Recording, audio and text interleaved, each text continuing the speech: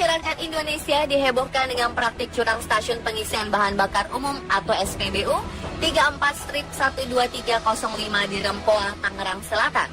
Polisi berhasil membongkar praktik curang di SPBU tersebut setelah kedapatan mengurangi takaran bahan bakar ke konsumen pada 9 Juni lalu.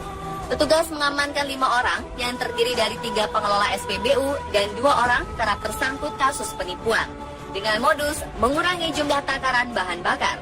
Berdasarkan laporan masyarakat tentang pengisian di SPBU Rempoa yang takaran atau meterannya kurang, polisi kemudian melakukan penyelidikan dan pengawasan terlebih dahulu hingga akhirnya bisa melakukan operasi secara tangkap tangan.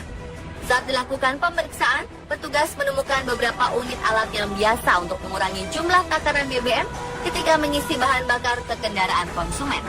Pemeriksaan terhadap 3 unit mesin dispenser dan 10 nozzle pompa dilakukan petugas meteorologi legal dengan menggunakan bejana ukur. Diduga, modus yang digunakan pemilik untuk mencurangi takaran adalah dengan menggunakan remote canggih.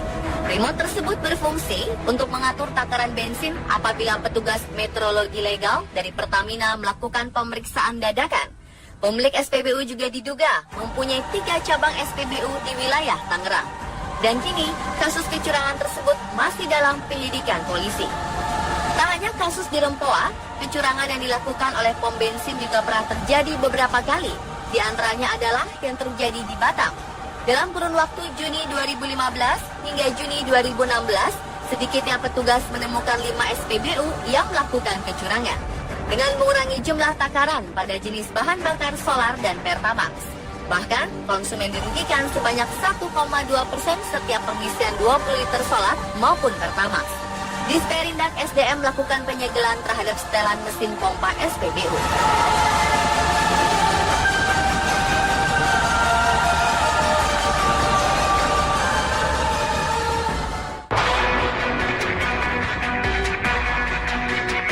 Bagi SPBU yang terbukti melakukan kecurangan hingga akhirnya merugikan konsumen, pihak Pertamina akan memberikan sanksi.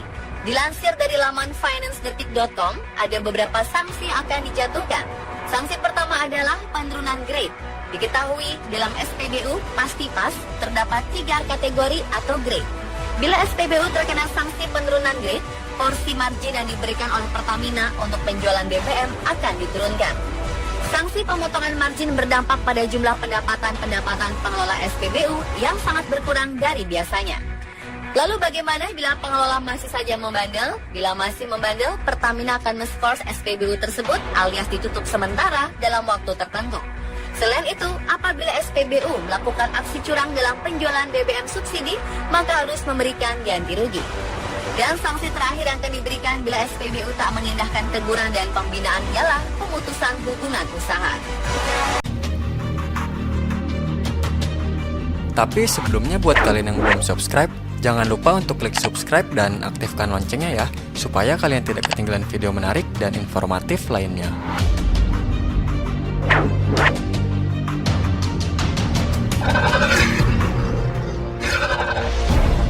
Penipuan yang dilakukan oleh seorang perempuan di Kota Bekasi menjadi viral setelah rekaman CCTV menangkap aksinya. Modus perempuan ini dengan meminta uang kembalian kepada pedagang seolah-olah uang yang diterimanya kurang.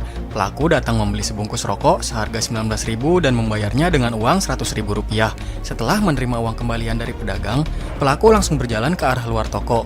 Namun baru 2 langkah ia kembali lagi. Saat berbalik arah, tampak pelaku menyelipkan sesuatu di belakang leher. Ia kemudian mengaku bahwa uang kembaliannya kurang Rp50.000. Pedagang meyakini bahwa ia tidak kurang memberikan uang kembalian. Lalu saat pedagang hendak memperlihatkan rekaman CCTV, pelaku langsung pergi.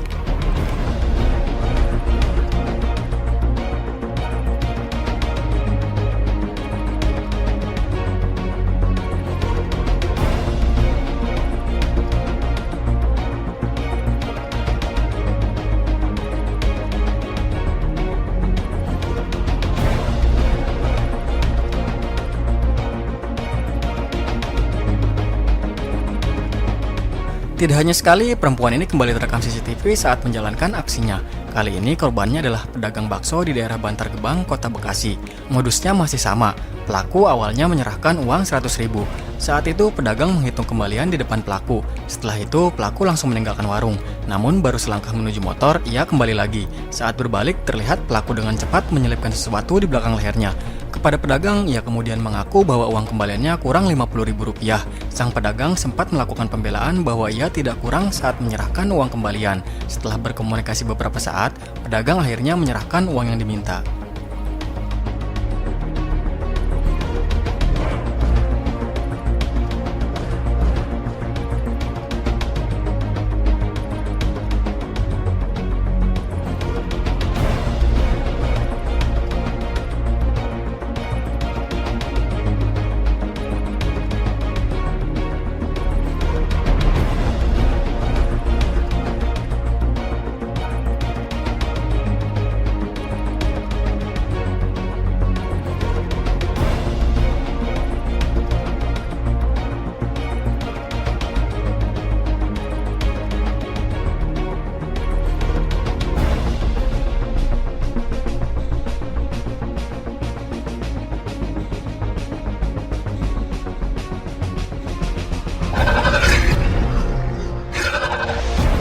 Aksi penipuan dengan modus uang kembalian kembali terjadi. Sebuah video menayangkan aksi dari pelaku penipuan tersebut di sebuah toko penjualan pulsa dan aksesoris ponsel di daerah Pati, Jawa Tengah. Terlihat seorang laki-laki yang sedang membeli pulsa kemudian membayar dengan uang pecahan Rp100.000. Lalu si penjual pun memberikan uang kembaliannya. Sambil berbicara dengan sang penjual, tangan kiri dari pelaku mengambil sebagian uang untuk dimasukkan ke dalam kantong. Lalu pelaku mengaku kalau kembaliannya kurang. Pedagang sempat tak terima lantaran ia merasa sudah memberikan kembaliannya dengan jumlah yang benar. Sempat terjadi cekcok karena pedagang mengira uang tersebut jatuh atau terselip. Namun setelah diperiksa kembali, uang tersebut tidak ketemu. Alhasil penjual tersebut mengambil lagi kembalian yang kurang.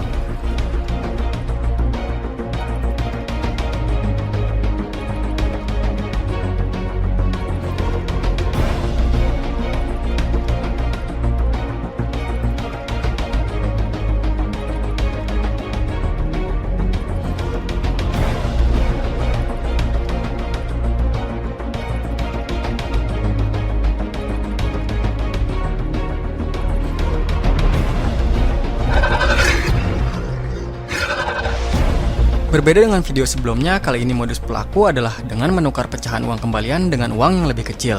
Video rekaman CCTV ini memperlihatkan seorang laki-laki sedang membeli sesuatu di sebuah toko kelontong.